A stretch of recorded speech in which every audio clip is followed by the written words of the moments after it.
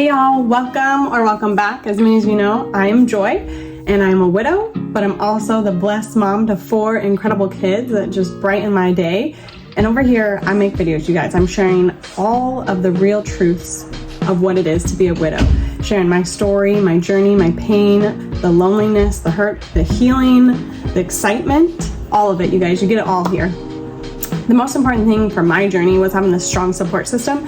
And so that's why I wanted to create these videos so I could share support and encouragement and truth with you guys of what it's like walking through grief. So if this is something that sounds like a season you're in, please go ahead and click that subscribe button. I would love to share more of my story with you. Okay, today's gonna be a quick one, but a good one. We're gonna be talking about your heart. And I am literally going to jump straight in and make this a quick video. My kids have been sick. I was sick before this. I actually woke up with a massive migraine, but you wouldn't know because I'm here making a video. Not gonna let it stop me. And thank you to Tylenol. So we're talking about your heart, you guys. And I had actually an amazing night with my daughter. She's 12. And she brings so much to my life and to my grief journey. And she just has a lot of wisdom for being 12, which is beautiful. I'm waiting. It's probably going to bite me in the butt at some point. But right now it's incredible. And I'm really grateful for it. She and I stayed up well past midnight talking. And that actually is kind of our thing. She loves to stay up late. We have multitudes of times stayed up past 2 a.m. talking in bed before, and I've fallen asleep in her bed with her because we've been up late talking. So this is actually a quick side note to all parents when regarding grief. It's so important to figure out your child's comfort zone of where and when they start talking, because there is a space. There is. Kids need to talk. Kids like to talk to you. And that may take its time with grief. We've always lived in a very open house. I've had a very open style of communication with my kids. They can say anything to me. I say anything to them. Like it's very open and flowing. But with that being said, each of my kids has a very specific space and time and need of how they communicate really well and where they drop their guard and their heart comes out. For Tatiana, it's always at like 11 o'clock at night, midnight, when it's quiet. The house is quiet. The baby who's 4 is asleep. The boys are out of her hair, it's just her and I. And so that's her time to unleash her heart. And the boys, Jamal, it's always when we're playing basketball or we're in the car and we're driving shoulder by shoulder. He loves to go for car rides with just him and I. And that's where he'll start talking and asking really deep questions.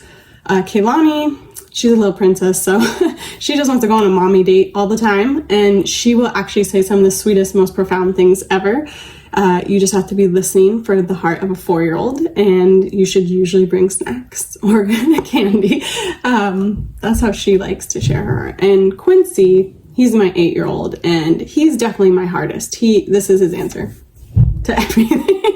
So I'm still working with Quincy, but he will definitely go on mommy sun dates. So we're getting there. I just got to work with his heart a little bit, getting the doors open, and teaching him to have more of a voice and seeing what he has inside, because it's in there. I'm going to find it. But that's just a quick side note to parents about listening and finding what it is, that niche for how your child speaks and where they're comfortable. And as you notice, I mentioned that all my 4 kids were alone with me. And I think that's a key to it. Okay, so that was just a side note, but a very important one, so I did want to mention it. So last night, I was up late with Tatiana, and we're going to get into story time for a second. I'm not going to share much because of her privacy, and that's super important to me that she opens her heart and is vulnerable with me.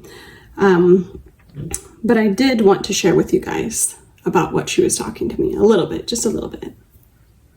So Tatiana and I are laying in bed last night and just talking, and I'm really enjoying my evening with her. It's late. I know that I need to go to bed.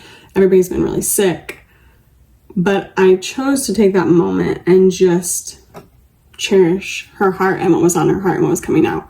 And that's super important as a parent. But I also want to say it's super important for you to cherish what's going on in your heart and to take those moments and be in them, even if it doesn't seem convenient at the time.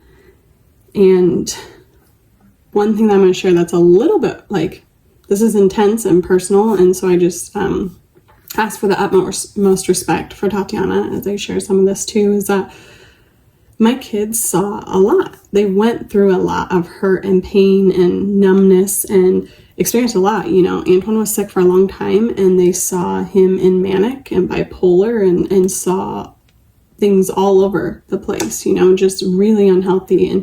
And that took a massive toll on my kids' hearts. And last night was beautiful because Tatiana got to open up and share something that she saw and experienced through me in the last few weeks. She was talking about how nice it was to see me smile and have this super genuine, like, happy glow, and just, it was different. It was different than what she'd seen in the past few years. I had been really stressed out and exhausted and in a really unhealthy, bad place with trying to just survive. And then there was grief. And then even now, as I walk through grief, there's still a lot of hard work that I'm going on. And I'm really content, and I'm really grateful, and I'm super thankful, and I have a lot of fun with my kids. But for her to see this different, genuine, just huge lit up smile, that wasn't something she'd recognize on me a lot or often. It was just beautiful hearing her say that. And then it allowed her to open some doors of pain and talk about her heart and talk about memories and things with her dad. And we are very open in this family, so it wasn't something I was surprised by or something that I hadn't kind of heard bits and pieces of. But your heart is so precious, you guys. And I have a Bible verse for you I wanted to share real quick. Proverbs 4:23. Above all else, guard your heart, for everything you do flows from your heart. Above all else, guard your heart, for everything you do flows from it. And our hearts are super incredible, like just the most precious gift from God. And it's something, you know, we want to live our life with our hearts. And in grief and in life, what am I going to say? I mean, in life, it's so quick to close them off, or to get hurt, or to go straight to bitterness or numbness, or even my experience in grief in the beginning when it all happened. It wasn't really like bitterness. It was more this opposite effect of like, I wanted to take care of everybody else. And so I had this huge heart to just like, was going to make sure everyone else was safe and good, like all of Antoine's family and friends and all mine, you know, just like kind of mother duck everybody. And luckily I had some friends that were like, no, like stop, like go protect your heart, go take care of your heart, guard your heart, heal your heart, and work on your heart, and go guard those babies' hearts. Of course, first and foremost, has always been my drive and mission each day, to take care of my sweet, amazing 4 babies' hearts. So let this just be like a reminder. I wanted to just come in as a loving, hugging reminder for you guys that if my daughter can do it, so can you guys. You know, she is wise, and she is strong-witted, but she is only 12, y'all. And I just that's the reason I make these videos. That's the reason I give you guys this hope and these bits of her story, and then you see it through me every week in these videos, is that, you know, we do need to guard our hearts. We need to protect our hearts, and we need to walk strong in what God has called our hearts to. And that is something so beautiful, y'all. I don't want you to ever think that your heart is too broken and mangled from grief, that it's just going to lay there on the floor. It's not. That is a lie, y'all. That is straight lies of grief and lies of Satan. God has got your heart, and he's going to do beautiful things with it if you just trust him and go forwards in that. So don't waste it, you guys. Don't waste your heart. It's such a good one. And there's so much beauty in this world that your heart, just you, have in yourself alone, that none of us hold. And that's your story. And I hope that this can encourage you today. Tatiana encouraged me last night, and she just, every time when she opens her mouth, she just changes my heart, and it's beautiful. So guard your heart. Don't let it become so overloaded with bitterness or heartache, or just feeling like there's not enough of it left. There is, and it's gonna be amazing when you start putting those pieces back together with God's help, and seeing what is at the end of this journey. It's beautiful, you guys. And I'm living truth right here. Like, I'll tell you right now, there's some hard days, and last week was really hard for me. This week has kind of been an uphill battle, I'm not gonna lie, but my heart is happy in God, and it's just a beautiful reminder of my 12-year-old daughter, and God uses all kinds of people. So I hope that this will be a reminder for you today, and that your week is just blessed. If you need prayers, I'm here, you guys. If not, I'll see you next week with my video.